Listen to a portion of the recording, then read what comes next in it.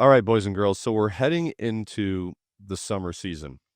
It's the spring. A lot of you are in full cooling mode already, depending on where you live, right?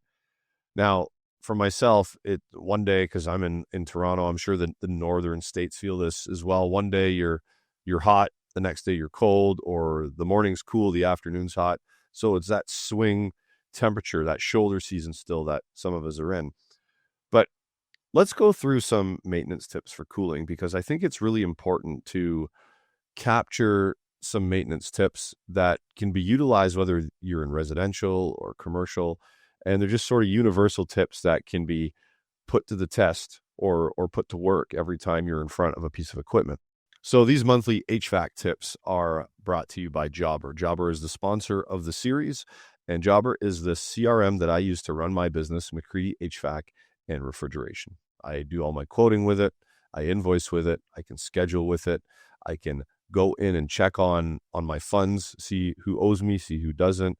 And it just keeps me organized and paperless. So if you guys want to check out Jobber, there's a free 2-week trial. It is getjobber.com/HVAC Know It All. And I'll leave the link in the podcast show notes. So number one, guys, if you're on a call or a maintenance and it's the initial sort of startup, hey, my AC is not working, or it's the initial maintenance to check it, always go to the fan section. I don't care if it's a rooftop. I don't care if it's a little air handler for a heat pump, or if it's a furnace that is tied into an AC. It doesn't matter. Go to the air handling portion of the machine. Make sure the filter is clean, right? That's super important. How many technicians have diagnosed maybe like short of refrigerant when it's a dirty filter? So make sure that the fan is operating, it's going in the right direction. So check those blower fins too. Make sure there's nothing caught in those blower fins, because that can cause some vibration. You're going to want to check a belt or pulley or belts if it's commercial and you have belts or pulleys. You want to make sure that that's all good and pristine and there's no cracks in the belt. There's no wear and tear on the pulleys. You're going to want to check bearings. So the filter and the fan, making sure that it works and the airflow is moving in the right direction. Like we're not going backwards, because that can happen too.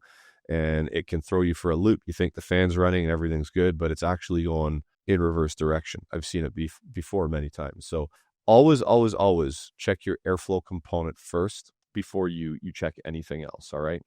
Now, if you're going to start up a machine, it's always best, if you can, to start it up straight from where it's controlled, if you can, because that is the whole sequence of operation for that machine, because that's where it starts up for a homeowner or a building owner or a facilities person, is where it gets controlled. Is it a thermostat? Is it building automation? If it's a thermostat, you can walk right up to it. You can go tap it, set it to cool, make sure it works. By doing that, you're ensuring from the thermostat, the wiring down to wherever it goes, or up to wherever it goes, and then out to the outdoor unit. If it is a system that is split, everything's intact and everything is working. Now, a lot of homeowners are doing it from their phones these days. You can ask them, hey, can you turn that on for me?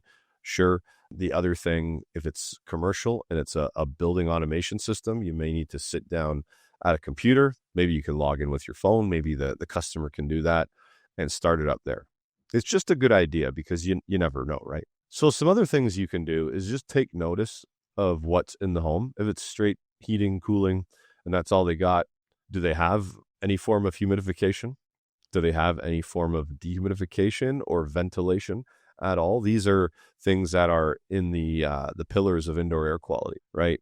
Humidification control or humidity control. We're talking about ventilation, and we're also talking about filtration as well. So do they have these things in place? Do they have the right filter? Is it a 1-inch airflow depth, or do they have a nice deep pleated filter? Check and see what it is, because it's always an ethical upgrade to show them what it can do for a system when we upgrade a filter. It's also worth talking to them about ventilation and humidity control if they don't have those things in their home. But these are also things that we should be checking as well. Maybe not humidification in the summer, but dehumidification. Do they have something that controls it? Maybe check it out, or ask them if you can.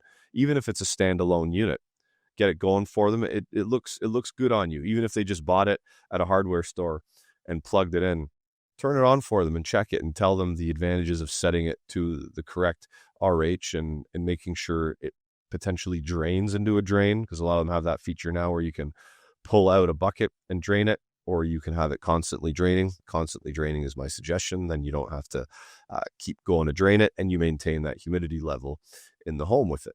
So these are things to look at as well, because these can be ethical add-ons to your maintenance, or if there's problems with them, these are ethical things that you can go ahead and try to fix for them as well. A visual inspection always does wonders, especially when you're opening up an electrical panel of a unit that's outside, because you don't know what's been going on there. There could be animals, there could be spiders, there could be moisture penetration into the panels through a harsh winter, and the contactor could be worn. It could have suffered a little bit of carbon tracking back to the panel, or there could be a chance of carbon tracking back to the panel if there's a good buildup of dust on the top of it. So you got to watch for that too, because with that dust and moisture, especially in high moisture areas like Florida, if you have some dust or carbon sitting on top of a contactor, and basically what can happen is the moisture embeds itself from that line one connection. That current will travel through the line one connection. It will travel through that dust or carbon that is moisture saturated, because moisture is conductive, and it'll go right back to the panel and can pop a breaker. And then when you get there on a dry day, everything's working. You're like, I don't know what happened. This happens quite a lot. So really, really well inspect those contactors, inspect them good. And if you see any signs of that, I mean, they're cheap. Recommend replacing them. Obviously, check your capacitors and stuff too. Make sure there's no cracks in the fan blades. Make sure the fans are spinning in the right direction. The amp draw is good. Compressor amp draw is good.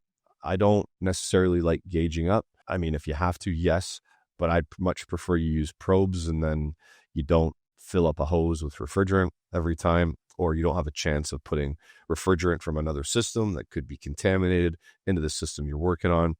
It just prevents that cross-contamination of different units that are out there. So go to that condensing unit or outdoor unit, rooftop, whatever it is, and visually inspect all of the electrical, okay? Because it will save you aggravation down the road if you catch some things with your eye, especially on the contactors, and get them changed.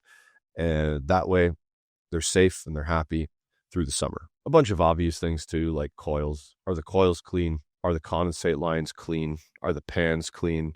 Because keeping the system clean is half the battle, or probably a little bit more than half the battle, because there's a lot of calls that come in during a summer where someone hasn't cleaned a coil and it's overheating, someone hasn't cleaned the drain and it's clogged and it's backing up, and it's caused damage on an ECM blower, for example. So make sure everything is clean. If it's not, all you can do is recommend it, unless it's part of your service to do so when you come out there to do it. But if it's not, and it's not part of your service, say, hey, that needs to be clean. I can do it while I'm here, type thing, right? I mean, and let's go back to the air handling portion for a minute. If it's the first time you've been to this site, it's always a good idea to check your total external static pressure and then record it. Because if you know what it is the first time you go there and it's correct and all that, then you can use it as something that can be used as a reference point down the road. And to be honest with you, I don't like equipment graffiti. I don't like it when people write all over equipment. But if you just take a nice little corner of the air handler panel or something like that, and you wrote the total external static pressure with a Sharpie nice and neat at the top corner, bottom corner, I think that would be pretty cool for the next guy. I just don't like it when people go, yeah, compressor changed 2001, blah, blah, blah, blah, blah, and they write it right on top of the panel. I think that's silly, okay? But on the inside of a panel, nice and neat, something like day one external static pressure from your first visit, I think that would be very valuable for yourself and the next tech that's coming through to check. So that's kind of sort of the last bit of a tip that I'll give you on this one. Just want to make it short and sweet, guys. Happy HVACing.